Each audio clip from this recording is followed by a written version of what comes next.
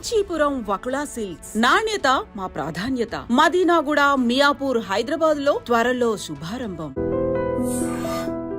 నమస్తే, welcome to iDream. నేను మీ లక్ష్మి.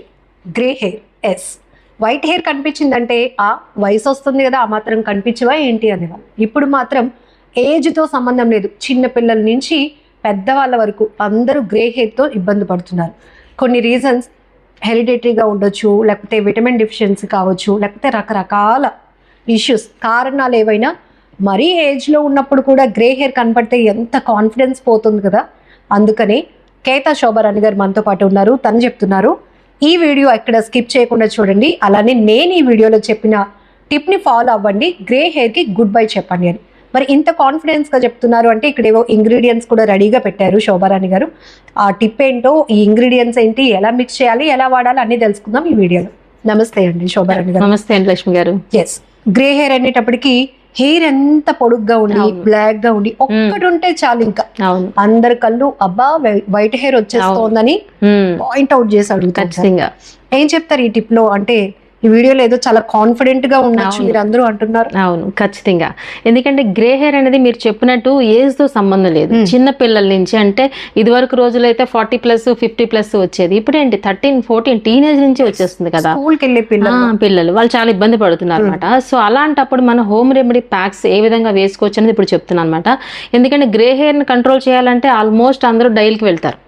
డై అంటే కెమికల్ లేకుండా ఉండదు. సో కెమికల్ ఫ్రీ అయిన మన హోమ్ రెమెడీస్ ఏ విధంగా ప్రిపేర్ చేసుకోవచ్చు అని ఇప్పుడు చెప్తున్నాను అనమాట. అంటే డై వాడుతున్నప్పుడు కూడా మనకు ఒక రకమైన కాన్ఫిడెన్స్ పోతుంది. అవును, అంటే ఇంత చిన్న ఏజ్ లో మనం డైస్ వేసుకోవడం, కలర్, ఇదంతా పెద్ద సమస్య.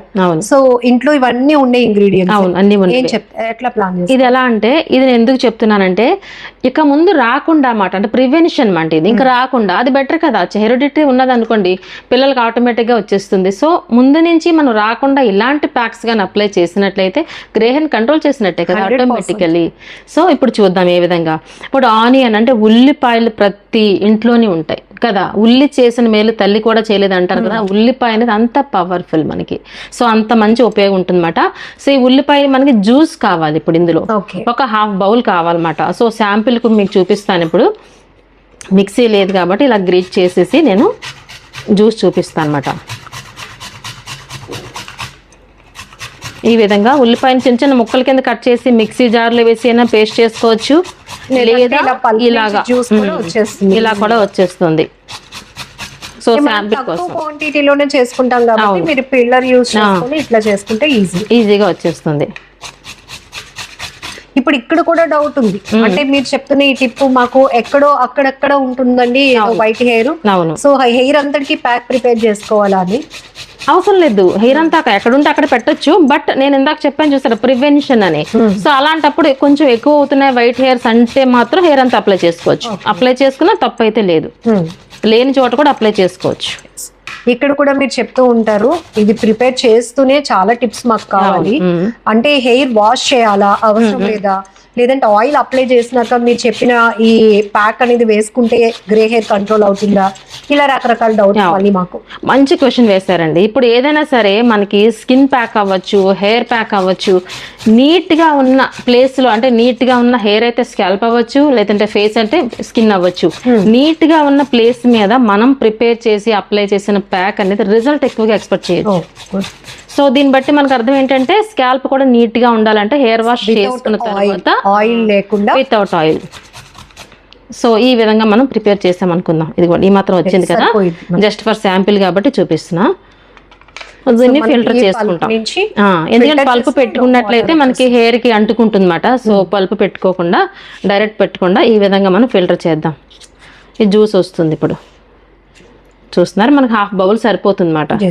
కళ్ళకి ఎంత పవర్ వస్తుందో ఈ జ్యూస్ నుంచి మనకి హెయిర్ కి కూడా అంత పవర్ఫుల్ గా వర్క్ చేస్తుంది. ఇందులో సల్ఫర్ ఉంటుందన్నమాట. ఈ సల్ఫర్ అనేది మనకి చాలా స్ట్రాంగ్ గా హెయిర్ అనేది రీగ్రోత్ కూడా వస్తుంది. అట్ ద సేమ్ టైం మనకి గ్రే హెయిర్ ని కంట్రోల్ చేస్తుంది అనమాట. ఇది 1/2 బౌల్ సరిపోతుంది అన్నమాట ఇలా. సో ఈ విధంగా మనం జ్యూస్ తీసుకున్నాము. ఇది 1/2 బౌల్ ఖచ్చితంగా ఉండాలి అనమాట. ఎందుకంటే మెయిన్ ఇంగ్రీడియంట్ కాబట్టి 1/2 బౌల్ ఉండాలన్నమాట ఇది. ఓకే, సో చిన్న హెయిర్ అయినా పెద్ద హెయిర్ అయినా సరే టోటల్ అంతా కలిపేసి ఒక బౌల్ అవ్వాలి మనకి, మిగతా ఇంగ్రీడియంట్స్ అన్ని కలిపి మినిమం 1 బౌల్ అవ్వాలన్నమాట. ఎందుకంటే హెయిర్ లెంగ్త్ అంతా అక్కర్లేదు, మనకు ఫస్ట్ ఆఫ్ ఆల్ కావాల్సింది స్కాల్ప్ మీద ఉన్న హెయిర్ కాబట్టి మినిమం 1 బౌల్ ఉండాలి. లేదు మా ఇంట్లో అందరికి మంచిగా ఉంటుంది హెయిర్, ఏదో మా అబ్బాయికో ఆ అమ్మాయికి వచ్చింది అనుకుంటే లో క్వాంటిటీ, తక్కువ క్వాంటిటీలో ప్లాన్ చేసుకోవచ్చు. లేదు మా అమ్మమ్మ గారికి వాళ్ళ అలా అంటే వంశ పారపర్యంగా వస్తుంది అన్నప్పుడు మీరు చెప్పినట్టు ప్రివెన్షన్ కాబట్టి అంత హెయిర్ అంతటికి మీరు ప్యాక్ ప్రిపేర్ చేస్తారు. అవును. నెక్స్ట్ ఇంగ్రీడియంట్ ఏంటంటే మెంతులు. చూసారా, మెంతులు అనేవి కూడా నానబెట్టలేదు, డైరెక్ట్ మెంతులు. ఈ మెంతులు ఇలా తీసుకోకూడదు, మెంతులు రోస్ట్ చేసి ఇలా తీసుకోవాలి. చూసారా, అందుకే ఈ పక్కన పెట్టానమాట. ఇవి మనం గుర్తుపట్టట్లేదు కాబట్టి అసలు మెయిన్ ఇవి రోస్టెడ్ మెంతులు మాట. ఇవి చూసారా, రోస్టెడ్ అయిపోయి ఇలా ఉండాలి ఈ మెంతులు. సో ఇలా ఉండాలన్నమాట. ఇది కూడా మనకి ఒక 2 టేబుల్ స్పూన్ తీసుకోవాలి, కనిపిస్తోంది కదా. సో దీన్ని ఏం చేస్తామంటే నీట్ గా మనం పౌడర్ చేసేసుకోవాలి దీన్ని. ఓకే, ఈ పౌడర్ ఒక 2 టేబుల్ స్పూన్ అనుకోవాలి.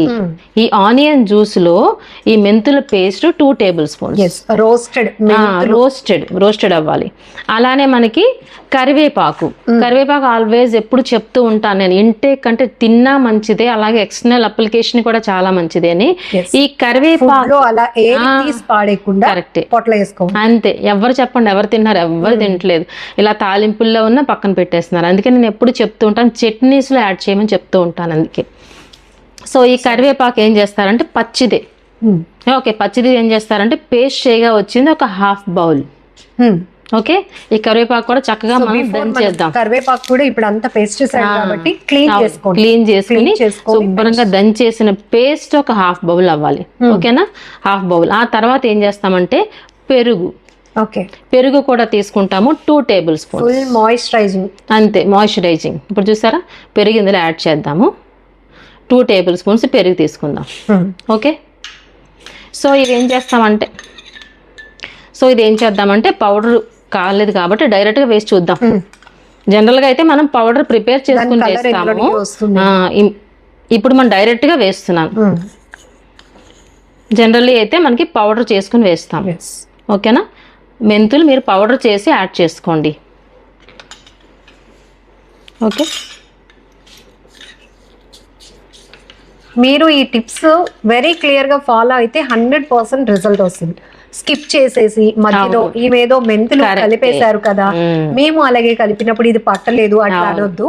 ఆల్రెడీ శోభారాణి గారు చెప్పారు, మనం వీడియో ప్రిపరేషన్ కోసం కాబట్టి అది పేస్ట్ పౌడర్ చేయకుండా మనం యూజ్ చేస్తాం, మాత్రం మస్ట్ గా పౌడర్ చేసుకోండి. ఓకే, సో అలానే కరివేపాకు కూడా మనం పేస్ట్ కింద చేసుకుని మాత్రమే ఇందులో యాడ్ చేసుకుంటారు. మనం పౌడర్ చేయలేదు కాబట్టి ఈ కలర్ లేదు అంటే బ్లాక్ వస్తుంది, అది బ్లాక్ వస్తుంది. అది ఇంకే ఇలా మిక్స్ చేసిన తర్వాత ఒక 1 అవర్ పక్కన పెట్టుకోవాలి. ఈ 1 అవర్ లో ఈ బ్లాకిష్ కలర్ ఇంకా చక్కగా వస్తుంది మనకి. 1 అవర్ పక్కన పెట్టాలి. మంచి బ్లాక్ వస్తుంది. బ్లాక్ సమ్ గ్రీనిష్ కలర్ కూడా యాడ్ అవుతుంది ఇందులో, ఎందుకంటే కర్రీ లీవ్స్ కదా. ఇది కూడా పేస్ట్ ఒక 1/2 బౌల్ అని చెప్పుకున్నాం కదా. బ్లాక్ గ్రీన్ ఎంత హెర్బల్ చూడండి, ఇది న్యాచురల్. ఇందులో ఎక్కడ కెమికల్ యూజ్ చేయలేదు. ప్రతిదీ ఇందులో మీరు అబ్జర్వ్ చేస్తే మనం తినే ఫుడ్డే ఉంది అందులో, అంతే కదా. మనం తినే ఫుడ్ మాత్రమే ఎక్స్టర్నల్ అప్లికేషన్ కి యూజ్ చేస్తున్నాం ఇక్కడ. మనం ఇక్కడ ఫోకస్డ్ గా పెడుతున్నాం కాబట్టి ఇమీడియట్ గా మనకి ఎర్లీగా రిజల్ట్ అంతే. కాకపోతే ఇది ఖచ్చితంగా మీరు ఎలా అప్లై చేసుకోవాలంటే, ఇందాక మీరు అడిగారు కదా క్వశ్చన్, నీట్ గా స్కాల్ప్ అంతా క్లీన్ చేసుకుని అంటే హెయిర్ వాష్ చేసుకున్న తర్వాత మాత్రమే ఈ ప్యాక్ అప్లై చేసుకోవాలి. సో లెంగ్త్ హెయిర్ ఉందనుకోండి, మనకి ఈ మాత్రం క్వాంటిటీ అక్కర్లా. మనకి ఫస్ట్ ఆఫ్ ఆల్ కావాల్సింది స్కాల్ప్ మీద, అంతే కదా. స్కాల్ప్ లోనే హెయిర్ స్టార్ట్ అవుతుంది కాబట్టి స్కాల్ప్ కి అప్లై చేయడానికి ఈ మాత్రం బౌల్ సరిపోతుంది.